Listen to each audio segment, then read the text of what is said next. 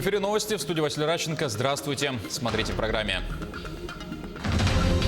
Законы, принимаемые в связи с поправками в Конституцию, должны отвечать букве закона и соответствовать духу времени. Владимир Путин провел встречу с председателем Конституционного суда России.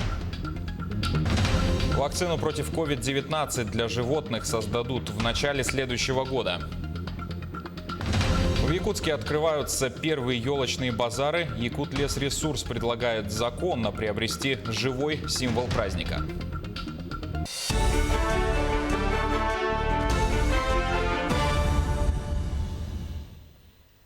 Владимир Путин накануне в преддверии Дня Конституции провел встречу с председателем Конституционного суда Валерием Зорькиным.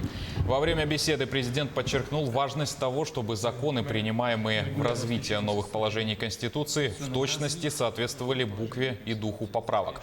Вместе с тем российский лидер выразил надежду на продолжение конструктивного взаимодействия с судебным органом. Но не до той степени, как опасались, что за 30 лет.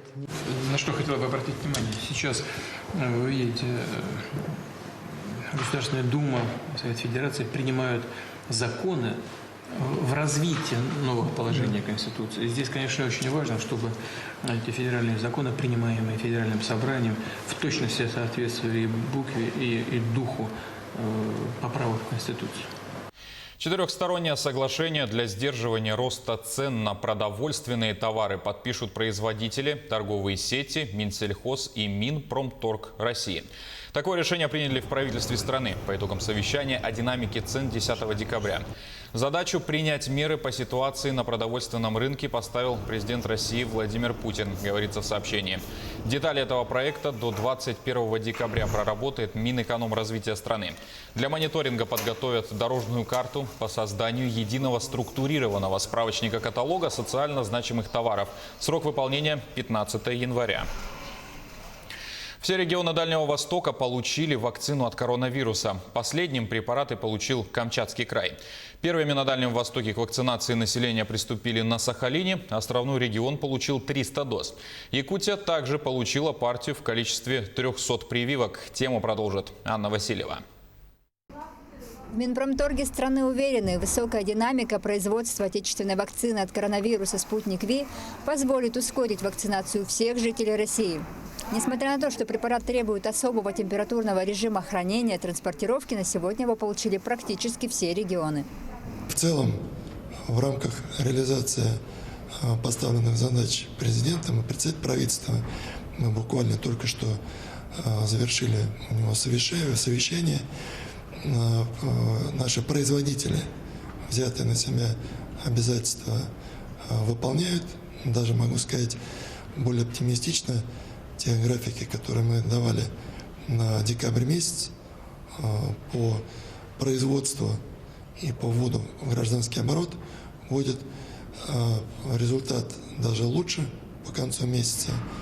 Действительно, это уже вторая партия вакцины, прибывающая в Якутск. Первая поступила еще в сентябре. И на этой неделе новые 300 доз уже начали осваивать медицинские работники региона.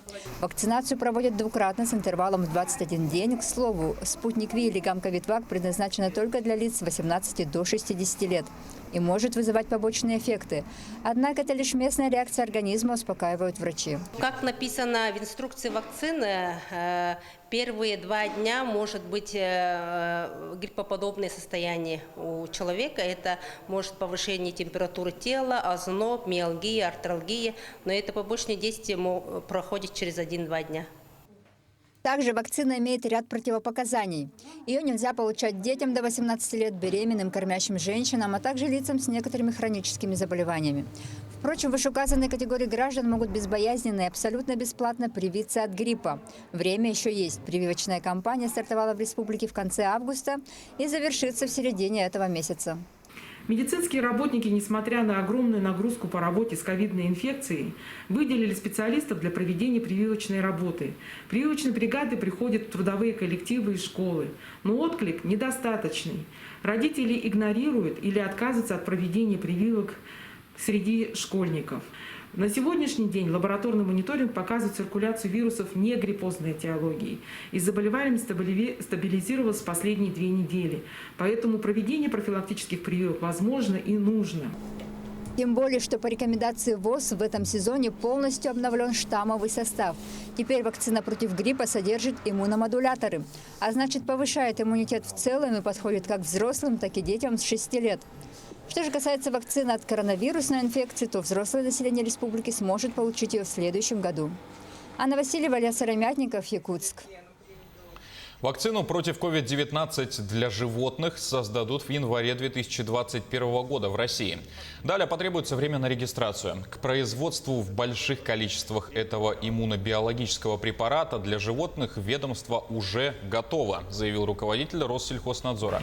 Ведомство регулярно получает запросы на прививки для животных от российских зверохозяйств, поскольку известно, что норки и хорьки наиболее восприимчивы к новому вирусу и могут заражать им друг друга.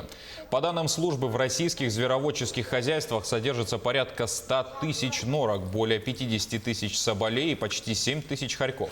В настоящее время проходит третий этап испытания вакцины. Шел в районе речного порта столицы республики. Сообщение поступило сегодня в 4 утра.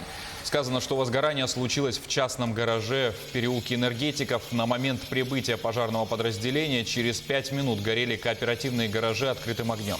В результате повреждены 15 боксов по всей площади, 15 боксов частично, 9 автомобилей, всего 290 квадратных метров. Спасено 18 боксов, эвакуировано 22 единицы техники. Причина, виновник, ущерб устанавливаются. На ликвидацию пожара привлекалось 42 человека и 9 единиц техники. Интернет-пользователям не дает покоя новость о замерзших в Якутии магаданцах. В комментариях люди не понимают, почему молодые парни, зная, что им предстоит перегнать автомобиль через территории Крайнего Севера, не предусмотрели каких-либо обогревающих средств. На этой неделе столбики термометров во многих районах опустились ниже 40 градусов. Получить оморожение можно моментально. В Алроса часть сотрудников работает на улице даже в морозы. Какие специалисты больше всех рискуют замерзнуть и как этого не допустить, выясняла Анна Винокурова. Надеть самый теплый СИС, намазать лицо кремом от низких температур. Алексей Лопутенко – геодезист с 10-летним стажем. Работать при максимально низких температурах специалист Вилюйской геологоразведочной экспедиции привык. Говорит, это даже лучше, чем ходить летом по болоту. Постоянно ходьба, передвижение, согреваешься. Если, конечно, стоять постоянно, то тогда да, замерзать начинаешь. А так, во время движения тепло. Компания «Алроса» нам хорошую одежду дает, что мне тепло всегда, это хоть минус 40, хоть минус 50 градусов, хорошие куртки. Прежде всего, охлаждению организма в Вилюйской геологоразведочной экспедиции подвержены работники, занятые на полевых участках. Это геологи, геодезисты, геофизики. По инструкции, каждый час специалисты должны обогреваться. Вахтовки в помощь. В вахтовках установлены специальные печки, а в народе просто буржуйки, чтобы при экстренных случаях, при поломке автомобиля сотрудники смогли согреться. В зависимости от тяжести поражения кожи, обморожение разделяют на 4 степени. При первой кожа белеет, затем краснеет, припухает и покалывает. Вторая стадия характерна появлением волдырей. При третьей кожа приобретает синебагровый, почти черный цвет. А четвертая, самая страшная и опасная. Умирают не только кожные и мышечные ткани, но и кости. При появлении любых признаков стоит обратиться к медикам, но лучше просто не допустить обморожения. На предприятиях «Алроса» разработаны целые инструкции для работы при низких температурах. Каждый сотрудник должен уметь оказывать первую медпомощь. Также есть те, кто измеряет на полевых участках температуру воздуха. Большую роль при работе зимой играют СИЗы. Это закупка средств защиты, это, соответственно, теплые костюмы зимние, это обувь зимняя. Это термобелье. Также используются средства защиты для защиты кожи. Это крема от обморожения. Работа на полевых участках все же иногда останавливается, когда температура ниже минус 45 градусов. Случаев обморожения в Вилюйской геологоразведочной экспедиции, к счастью, не было. Анна Винокурова, Роман Ларин, телеканал «Алмазный край». Спортсмены из адаптивного центра физической культуры сегодня пробовали свои силы на сдаче норм всероссийского комплекса ГТО. Каждый на выбор сдавал 4 упражнения – отжимания, подтягивания, прыжки в длину с места, стрельба и другие виды, входящие в комплекс.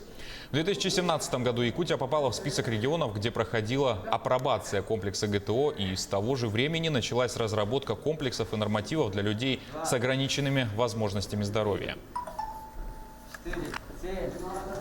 Сегодня это у нас ребята очень спортивные, многие из них призеры и чемпионы первенства и чемпионатов России по вольной борьбе.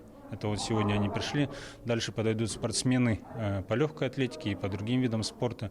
Ну а последующим, надеюсь, спортсмены, которые будут сдавать сегодня, послужат примером и дадут толчок для людей, и дадут толчок для других людей, которые могут проверить свои физические кондиции. Утренники без родителей или в формате онлайн. Так будут праздновать Новый год дети Якутии. Ограничения республиканских властей коснутся и взрослых. Увеселительные заведения будут работать только до 23 часов. С праздничным настроением линчан ознакомилась Марина Крутихина. А куда вы пойдете вот в период январских праздников? Пойдем? Да. Да никуда не пойдем, дома будем сидеть. Сейчас же у нас все закрыто будет, так что будем дома.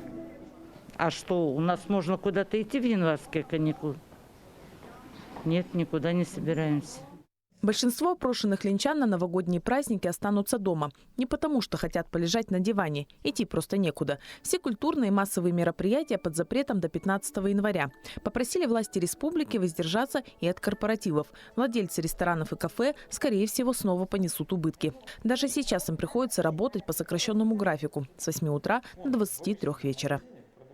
Конечно, ожидалось, что все-таки к Новому году какое-то будет послабление, позволит работать, но ситуация не в лучшую сторону складывается.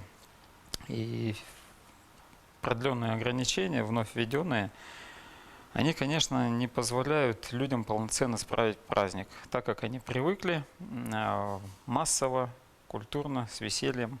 Родителей и малышей пандемия вообще лишила эмоций. На утренниках присутствовать нельзя. В школах и детских садах их разрешили проводить по отдельным группам и классам, без участия третьих лиц. А роль Дед Мороза и Снегурки по старинке придется примерять воспитателям. В Центре дополнительного образования Ленска утренники состоятся в онлайн-формате. Мы готовим театрализованную новогоднюю видеосказку.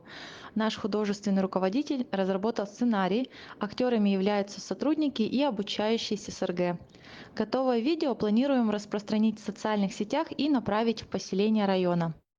И не забудьте вовремя купить горошек для новогоднего оливье. 31 декабря магазинам рекомендовали установить 12-часовой рабочий день для того, чтобы избежать массового скопления людей. Режим самоизоляции сохраняется для жителей старше 65 лет и людей с хроническими заболеваниями. Общая атмосфера запретов и ограничений в целом не испортила настроение линчан. Большинство из них рады возможности провести Новый год в кругу семьи. Сегодня главное, чтобы все были здоровы. Марина Крутихина, Дарья Боискурова, Олег Соснин. Телеканал «Алмазный край».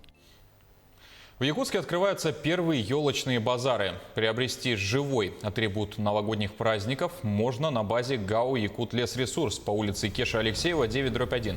Как отмечают работники лесничества, в этом году из-за засушливого лета удалось заготовить ели и сосен меньше, чем в прошлом. Сейчас на базе можно приобрести сосны, заготовленные в окрестностях Якутска, а после 15 декабря в столицу прибудут новогодние елки из Мегино-Кангаласского района. Из-за отсутствия летом дождей сосны и ели, заготовленные к празднику, выглядят не очень презентабельно, но работники лесничества уверяют, при правильном уходе за деревьями уже через пару дней ветки сосен раскроются и деревья станут настоящим украшением домов в празднике. Можно его поставить в ведре с мокрым песком или в воде. Тогда она приживается и начнет, хвоя позеленеет. Она раскрывается, уже начинает расти, поэтому можно нынче поставить. Сейчас кажется, они желтые, но они, если в тепло занести, воду поставить, хвоя зеленеет. А главную елку страны привезли в Кремль. Новогоднее дерево традиционно установят на Соборной площади. В этом году честь стать одним из символов выпала 96-летней ели из Наро-Фоминского лесничества в Подмосковье. Высотой 25 метров и размахом нижних ветвей около 10. Специальная комиссия выбирала дерево из 50 вариантов в 19 подмосковных лесничествах. Отбор конкурсанток начался еще летом. Победительницу срубили в среду и погрузили в специальный автопоезд, водитель которого традиционно доставил ценный груз в костюме Деда Мороза. На этом пока все. Не забывайте носить маски, дезинфицировать руки и держать социальную дистанцию. До встречи в эфире.